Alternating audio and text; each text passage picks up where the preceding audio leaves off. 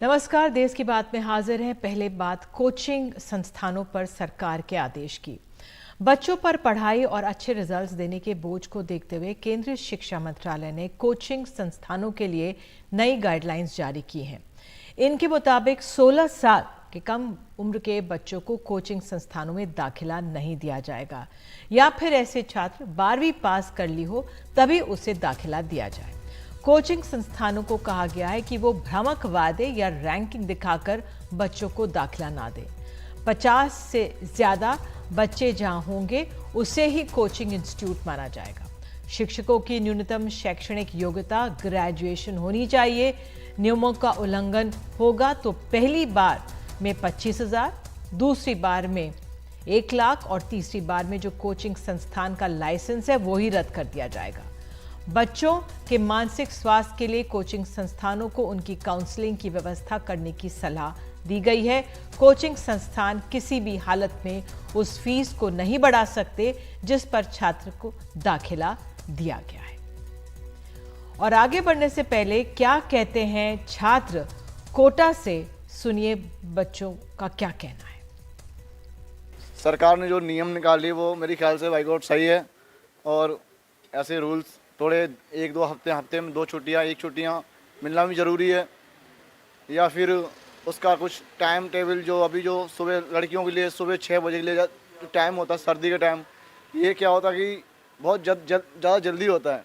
हाँ, राहत तो मिलेगी ही, क्योंकि यहाँ कोटा जैसे शहर है कि इतने सारे बच्चे हैं, कंपटीशन है, तो बच्चों को स्ट्रेस तो होता ही है, तो उनके लिए कुछ एंटरटेनमेंट रिफ्रेशमेंट वगैरह होना ही चाहिए।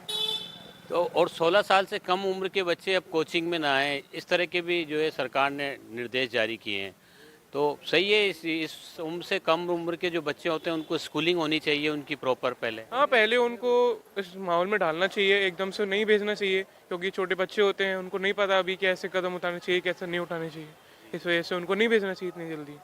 जी हाँ, ये सब तो करना ही चाहिए सरकार को, क्योंकि ऐसा होता है कि हम लोग का शेड्यूल बहुत ज़्यादा बिजी रहता है, और ये बिजी शेड्यूल के कारण हम लोग फिर खुद को टाइम नहीं दे पाते हैं, ऊपर से रिवीजन नहीं हो पाता है, और कभी जैसे क्लास मिस हो गया तो फिर वो क्लास का बैकलॉग्स इतना ज़्यादा लंबा हो जाता है, उसको कवर करने के लिए हम लोग के पास कोई ये नहीं है। इसलिए हम लोग को ऑनलाइन क्लासेस दे, या फिर 2 दिन तो छुट्टी देना ही चाहिए। 6 घंटे का क्लास, फिर वापस से आके सेल्फ स्टडी करो, ये बहुत मुश्किल हो जाता है हम लोगों के लिए।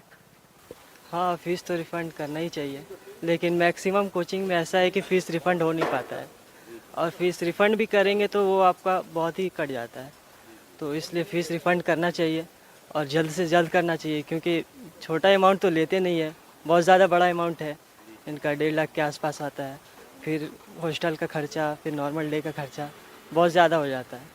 नहीं सर, ऐसा तो नहीं है। देखिए, हमें स्ट्रेस रिड्यूस करना चाहिए। पढ़ाई तो किसी का छुड़वा नहीं सकते ना सर। अब 16 साल से कम है, अगर वो पहले से ही तैयारी करेगा तो ऑब्वियस ही बात है, उसका थोड़ा ज़्यादा चांसेस रहेगा सिलेक्शन का। ऐसा नहीं है कि हमें उसके मतलब वर्कलोड को कम करना चाहिए, मेन चीज़ ये है सर। बाकी और कोई इशू तो नहीं होना चाहिए। मेरे ख्याल से तो यही है कि पढ़ाई तो होनी चाहिए सर। कोचिंग अगर ले रहा है 16 साल से कम का बच्चा तो लेना चाहिए, पर उसके वर्कलोड को थोड़ा सा मैनेज करना चाहिए कि ज़्यादा उस पर प्रेशर ना आए बचपन से ही। वो जो है क्लास 10 तक, एटलीस्ट 10 तक स्कूल में रहने से टीम वर्क, टास्क वर्क वैसा में बहुत फ़ायदा होता है। स्टूडेंट्स को बहुत सीखने को मिलता है एक दूसरे के साथ। वो अच्छा इनिशिएटिव है। गवर्नमेंट ने जो इनिशिएटिव लिया है 16 साल वाले, वो ठीक है, पर आफ्टर 10th लगता है कि after 10th, after ICSE, CBSE उन लोगों का आने से ठीक है। और इसी मसले पर बात करने के लिए हमारे साथ आनंद कुमार हैं, प्रमुख हैं सुपर 30 के। बहुत बहुत धन्यवाद आनंद जी जुड़ने के लिए। तो 16 साल से कम उम्र के बच्चों को कोचिंग संस्थानों में दाखिला नहीं है, कैसे देख रहे हैं आप इस नए आदेश को? नहीं, स्वागत है इस फैसले का। हम तो खुद बहुत खुश है इस फैसले से कि सरकार चाहती है कि 16 साल के बाद ही बच्चे कोचिंग ज्वाइन करें। दरअसल में होता क्या था, या अभी भी हो रहा है, कि बच्चे क्लास 6 में जाते हैं, वहीं से उन पर दबाव बनने लगता है। IIT करना है, नीट क्वालिफाई करना है, और माता पिता मजबूरी में उन्हें कोचिंग भेजते हैं। ऐसी स्थिति में बच्चे दबाव में आने लगते हैं, फिजिक्स, केमिस्ट्री, मैथ पर ध्यान देते हैं, ज्योग्राफी, हिस्ट्री, जो पढ़ना है, खेल कूद है, स्पोर्ट्स है, जो उनका ओवरऑल डेवलपमेंट है वो रुक जाता है। दरअसल में कोचिंग धीरे धीरे स्कूल का सब्स्टिट्यूट बनते जा रहा था। ये हमेशा याद रखना चाहिए कि कोचिंग एक सप्लीमेंट हो रहा है और होना भी चाहिए, सब्स्टिट्यूट नहीं होना चाहिए। तो ये बहुत अच्छा कदम है, इसकी मैं प्रशंसा करता हूँ। बिल्कुल, आप कह रहे हैं कि कोचिंग एक तरह से सप्लीमेंट ही हो सकती है, सब्स्टिट्यूट नहीं हो सकता है। तो यही क्या लगता है आपको, जो ये कोचिंग इंस्टीट्यूट एक तरह से प्रेशर ग्रुप का भी काम करता है हमारी स्कूली शिक्षा प्रणाली पर? छठी क्लास से ही विज्ञापन आने लगते हैं कि बच्चों को आईआईटी में दाखिला कराइए, मेडिकल की पढ़ाई करवाइए, और बच्चों पर, माता पिता पर एक तरह से दबाव बन जाता है इससे। प्रेशर थोड़ा बहुत नहीं, बहुत ज्यादा बढ़ रहा है। इतना प्रेशर बढ़ रहा है कि आश्चर्य की बात है कि कोटा में तो सुसाइड के केस आते ही रहते हैं। अब 10th क्लास के नीचे वाले बच्चे भी सुसाइड कर रही है। सबसे चिंताजनक बात है और घबराने वाली बात है। तो ये प्रेशर घटेगा अगर ये नीति सच में लागू होती है। सरकार के साथ चुनौती भी है कि इसको लागू करना, इसको अमली जामा पहनाना कोई आसान काम नहीं है, लेकिन कठोरता से अगर सरकार इस पर कदम उठाती है, लोगों को रोकती है गलत काम करने से, तो बहुत अच्छा होगा। बिल्कुल। तो एक तरह से जो हमारी स्कूली शिक्षा व्यवस्था है वो मजबूत हो जाए तो बहुत जरूरी है वो। आपने बहुत अच्छा प्रश्न पूछा है। दरअसल में कोचिंग का जन्म, कोचिंग की शुरुआत ही वहीं से होती है जब स्कूलों की नींव कमजोर हो जाती है। आज प्राइवेट स्कूल की बात देखें, प्राइवेट स्कूल में तो थोड़ी बहुत पढ़ाई भी हो जाती है, लेकिन सरकारी स्कूल, खासकर पूरे देश के देहाती ग्रामीण क्षेत्र में जो स्कूल है उसकी बात देखें, टीचर्स का लेवल देखें, उनके क्वालिटी को देखें, उनके नॉलेज को देखें, कितना अपडेट हो रहे हैं या नहीं हो रहे, इस बात की जानकारी को देखें तो आप हैरान रह जाएंगे। अभी हाल फिलहाल में असर की रिपोर्ट भी इस बात को पुख्ता करती है कि शिक्षकों की हालत क्या है। तो कोचिंग को समाप्त करना एक केवल सॉल्यूशन नहीं है, बल्कि पैरेलल हम अपनी व्यवस्था को मजबूत करें। अच्छे टीचर्स की बहाली कैसे हो, अच्छे नौजवान साथी लोग टीचिंग में कैसे आए, इसके लिए प्रयास किया जाए। जो शिक्षक बहाल हो गए, पढ़ा रहे हैं, उनको कैसे ट्रेनिंग दिया जाए। बेसिक नॉलेज की जानकारी के साथ साथ, सब्जेक्ट की जानकारी के साथ साथ, कंप्यूटर का, सॉफ्टवेयर की जानकारी, अब तो एआई की भी जानकारी चाहिए। मल्टीमीडिया का उपयोग करके बच्चों को कैसे पढ़ाए, जो रियल लाइफ है उसका उदाहरण देके, उसके एग्जाम्पल्स देके बच्चों को कैसे पढ़ाए, ये ट्रेनिंग देने की जरूरत है, बहुत सख्त होकर, भारी पैमाने पर। तब ये कोचिंग बंद करवाने की जो 16 साल के बच्चों के लिए किया गया उससे कम की फायदा ज्यादा मिलेगा। बिल्कुल। तो सरकार की जो गाइडलाइंस आई है उसमें कहा गया है कोचिंग इंस्टीट्यूट्स के जो शिक्षक हैं उनकी न्यूनतम शैक्षणिक योग्यता ग्रेजुएशन होनी चाहिए, यानी सर ऐसा हो नहीं रहा था। बहुत सारे कोचिंग इंस्टीट्यूट है जिसमें लोग आईआईटी की तैयारी करते हैं, +2 किया, उसके बाद पढ़ाई छूट जाती है और टीचर बन जाते हैं। ऐसे बहुत सारे कोचिंग इंस्टीट्यूट में बहुत सारे टीचर्स हैं, तो उन पर लगाम लगना चाहिए। उनको ये इस बात की जानकारी होनी चाहिए कि मुझे भी पढ़ना चाहिए, मुझे भी पढ़ना होगा, तो ये भी बहुत अच्छी बात है। साथ साथ जो टीचर्स और स्टूडेंट की रेशियो की बात हो रही है वो भी बहुत अच्छी बात है। और उससे भी अच्छी बात यह है कि कोई बच्चा अगर पैसा दे देता है और बीच में उससे लगता है कि जो पढ़ाई हो रही है संतोषजनक नहीं है, उसके जैसे लुभावने वादे किए गए थे उस तरह से नहीं है, तो उसके पैसे वापस किए जाए। ये तमाम जो प्रयास किए जाएंगे सरकार के तरफ से बहुत अच्छा है। लेकिन बार बार मैं ये कहना चाहता हूं कि ये एक चैलेंज है, एक चुनौती है कि इसको धरातल पर लाया जाए। बिल्कुल बिल्कुल, बहुत अहम बात है आप कह रहे हैं। तो बच्चों के भविष्य को देखते हुए कोचिंग के प्रभाव से बच्चे या माता पिता निकल नहीं पाते। कोचिंग का जाल ऐसा लुभावना और जरूरी सा बना दिया जाता है। नहीं, अब निकलेंगे। होता क्या है ना कि दुनिया देखा देखी में चलती है। अच्छा, हमारे पड़ोसी, हमारे दूर के रिलेटिव आईआईटी कर गए, नीट क्वालिफाई कर गए, क्लैट कर लिया है, मेरे बच्चों को भी होना चाहिए, मेरा बच्चा उनसे कैसे कम रहेगा। अपने अधूरे सपनों को बच्चों पर थोपा जा रहा है। तो पेरेंट्स को भी सजग होना रहेगा। अभी देखिए, अभी सुबह सुबह एक फ़ोन आया बड़ा इंटरेस्टिंग, कह रही ये क्या हुआ, सरकार ने तो बड़ा बेकार किया। हमने बोला कि क्या एक पेरेंट्स का फ़ोन है, क्या बेकार किया भाई? तो 16 साल से बच्चों का जो कोचिंग चलता था उसको रोक रही है सरकार। अरे मेरा बेटा स्कूल में पढ़ाई नहीं हो रही तो पढ़ेगा कहाँ? कितना बड़ा प्रश्न उठाया उन्होंने। तो सरकार को चाहिए स्कूली शिक्षा भी अच्छा करे। बिल्कुल, बहुत महत्वपूर्ण है, स्कूली शिक्षा को मजबूत करना होगा।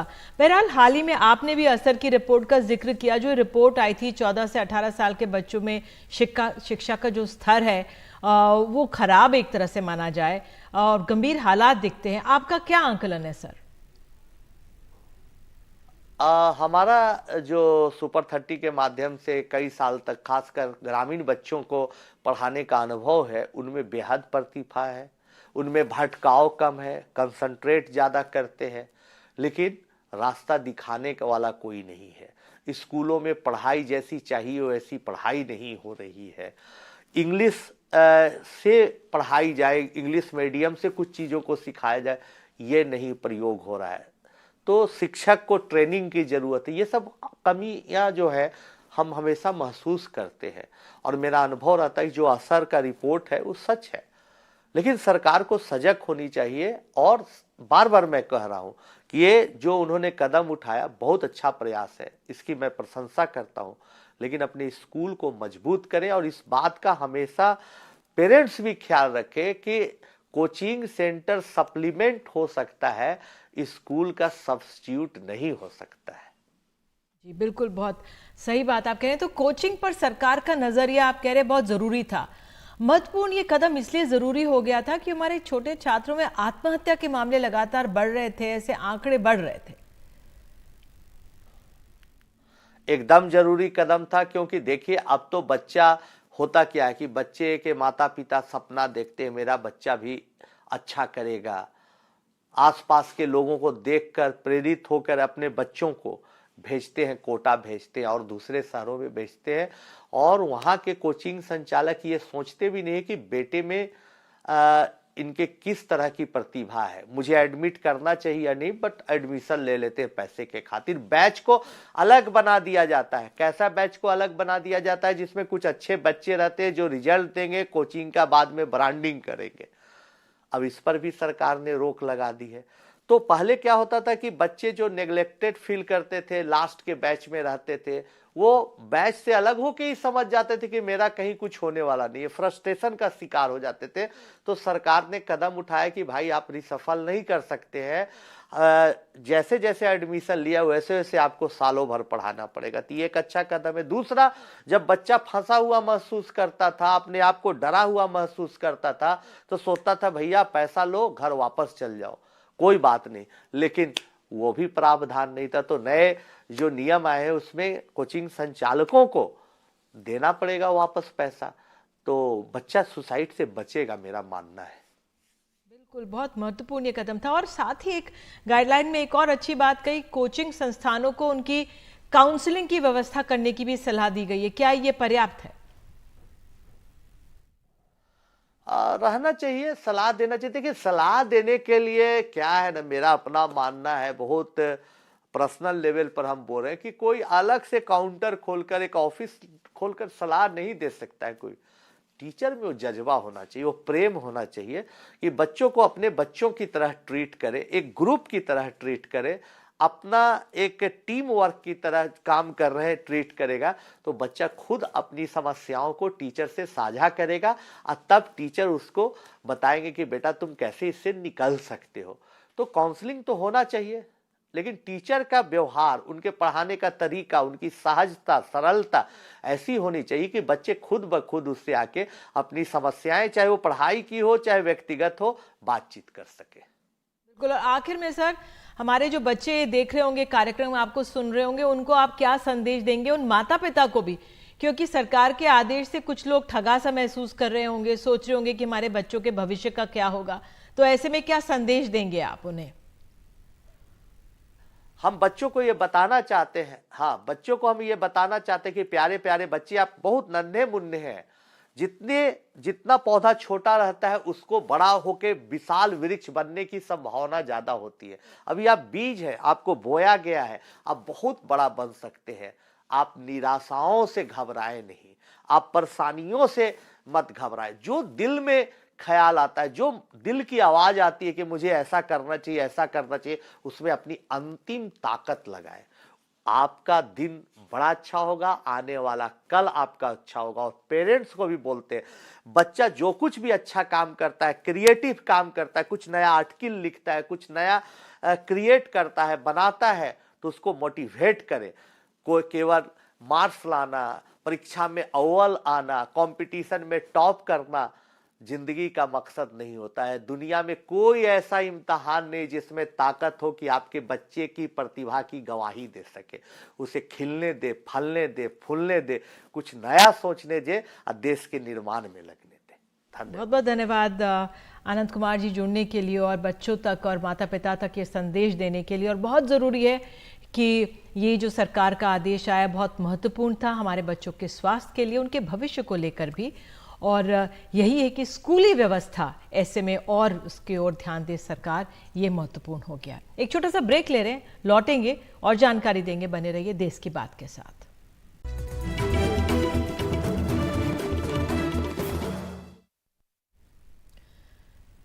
महाराष्ट्र, गुजरात, राजस्थान, उड़ीसा और मध्य प्रदेश जैसे राज्यों में 21 बच्चों को इंदौर के एक अनाथालय द्वारा प्रताड़ित किया जा रहा था। पुलिस अब दुर्व्यवहार, लोहे के चिमटे से दागने, उनके सामने लाल मिर्च जलाने और रेलिंग से उल्टा लटकाने जैसे भयानक तरीकों से प्रताड़ित करने के आरोप की अब जांच हो रही है। और इस पर अधिक जानकारी दे रहे हैं हमारे सहयोगी अनुराग द्वारी। इंदौर प्रशासन को एक शिकायत मिली और उसके बाद 12 जनवरी को जब चाइल्ड वेलफेयर कमेटी वहां पर औचक निरीक्षण के लिए पहुंची तो उनका दावा है कि जो कुछ उन्होंने देखा वो बेहद हैरान परेशान करने वाला था। शिकायतकर्ताओं ने उन्हें बताया कि किस तरह बच्चों के साथ बेरहमी की गई। 4 साल के एक बच्चे को घंटों तक बाथरूम में बंद करके रखा गया, सिर्फ इसलिए क्योंकि उसने अपने कपड़ों को ख़राब कर दिया था शौच करके। और ये भी आरोप लगे कि 2 से 3 दिनों तक उसे खाना नहीं दिया गया। कई बच्चों ने आरोप लगाया कि उन्हें उल्टा लटका करके गर्म सलाखों से दागा जाता था, कोई गलती करने पर या कोई गलती ना हो तब भी छोटी छोटी सी बात पर। ऐसी कई शिकायतें उनको मिली। पुलिस ने अलग अलग धाराओं में मामला दर्ज किया है, जिसमें जेजे एक्ट और आईपीसी भी है। हालांकि शिकायतकर्ता चाहते हैं कि पॉक्सो और मानव तस्करी के तहत भी मामला दर्ज हो। इस अनाथालय में जो बच्चे हैं वो कई राज्यों से थे, जिसमें ओडिशा, बिहार, मध्य प्रदेश, महाराष्ट्र जैसे राज्य भी शामिल हैं। ऐसा बताया जा रहा है कि उसमें 25 बच्चों के नाम वहाँ पर दर्ज थे, लेकिन जब CWC के लोग वहाँ पर निरीक्षण करने पहुँचे तो वहाँ पर 21 बच्चे मिले, जिन सबको अब अलग अलग संस्थानों में भेज दिया गया है। अनाथालय को सील कर दिया गया है। 5 लोगों के खिलाफ फिलहाल मामला दर्ज किया गया है, हालांकि किसी की गिरफ्तारी नहीं हुई। वहीं जो संबंधित NGO है उनका कहना यह है कि 12 से 13 तारीख की रात में ये सारा मामला हुआ है। उन्होंने पुलिस की पूरी कार्रवाई पर, शिकायतकर्ताओं पर, सब पर सवाल उठाए हैं और कहा है कि ये एक एक करके बयान नहीं लिए गए हैं बल्कि सामूहिक बयान लिए गए हैं। और उनका कहना है कि उन्हें अदालत पर पूरा भरोसा है कि उन्हें इंसाफ मिलेगा। पूरी इस प्रक्रिया को, जो शिकायत हुई है या जिस तरह से बयान दर्ज किए गए हैं, इस पूरी प्रक्रिया को उस NGO ने जो इस अनाथालय का संचालन करती है उसको सवालों के घेरे में खड़ा किया है। वहीं पुलिस का कहना है कि जो भी साक्ष्य मिलेंगे उनकी जांच जारी है, जो भी साक्ष्य मिलेंगे इस आधार पर आगे की कार्रवाई होगी। भोपाल से अनुराग द्वारी, NDTV। और जस्टिस फॉर चिल्ड्रन की तरफ से रविकांत हैं, एडवोकेट हैं सुप्रीम कोर्ट में। उनका क्या कहना रहा, आइए सुनते हैं। जी देखिए, ऐसा है कि इसमें जो अभी पता चल रहा है कि इसमें पॉक्सो के भी सेक्शंस लगेंगे, क्योंकि बच्चों को स्ट्रिप नेकेड करके फोटो लिया गया है, तो पॉक्सो के सेक्शंस लगेंगे, ट्रैफिकिंग के सेक्शंस लग रहा है। तो ये सब गंभीर अपराध हैं और साथ में जुवेनाइल जस्टिस केयर एक्ट के भी कई सारे सेक्शंस लग रहे हैं। तो ये सब गंभीर अपराध हैं और पॉक्सो के तो ऐसे भी मैटर्स को फास्ट ट्रैक ट्रायल होना चाहिए। और इसमें पॉक्सो की जो कानून है उसमें अपराधों की सजा इस बहुत ही हार्श पनिशमेंट है, तो कानून में तो कोई कमी नहीं है। मुद्दा ये है कि इसमें कितने जल्दी तफ्तीश होती है और कितना जल्दी इसको इन्वेस्टिगेट करके चार्जशीट फाइल की जाती है ताकि कोर्ट में ट्रायल शुरू हो। देखिए ये अगेन बहुत सारे ऐसे, क्योंकि मोस्टली देखा जाता है कि ऑर्फनेजेस और ये इस तरह के जो कई सारे रिलीजियस इंस्टीट्यूशंस हैं, ये लोग ये सब चीजों को चलाते हैं। और कई बार ऐसा होता है कि इसको बिना रजिस्ट्रेशन का, तो सबसे ही इंपॉर्टेंट चीज है कि हम तो चाहेंगे कि जिला लेवल में जितने स्टैट्यूटरी एजेंसीज है, सरकार के लोग हैं, जो जिला एडमिनिस्ट्रेशन है, ये इंश्योर करे कि इस तरह के शेल्टर होम्स को रजिस्टर किया जाए। अगर वो रजिस्टर्ड नहीं होते तो उनको तात्कालिक रूप में बंद होना चाहिए।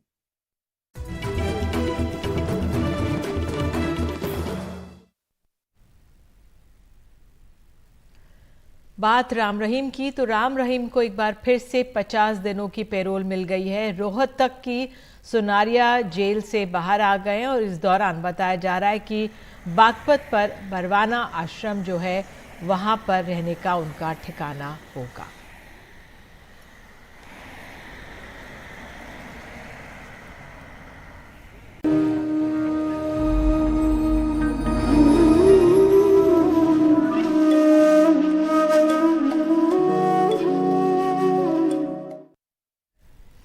तो 22 जनवरी की तैयारियां जोरों पर हैं। अयोध्या में राम मंदिर को खूबसूरती से सजाया गया है। इस वक्त वो रोशनी में जगमगा रहा है।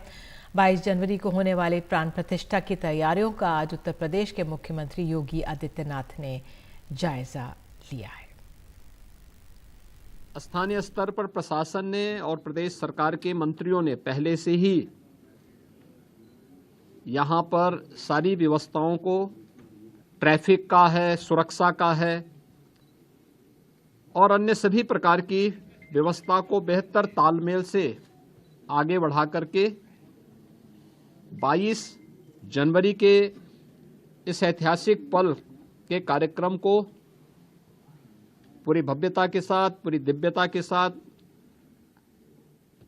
सुरक्षित और सुव्यवस्थित तरीके से संपन्न करने के लिए अपनी तैयारियां लगभग पूरी कर ली हैं।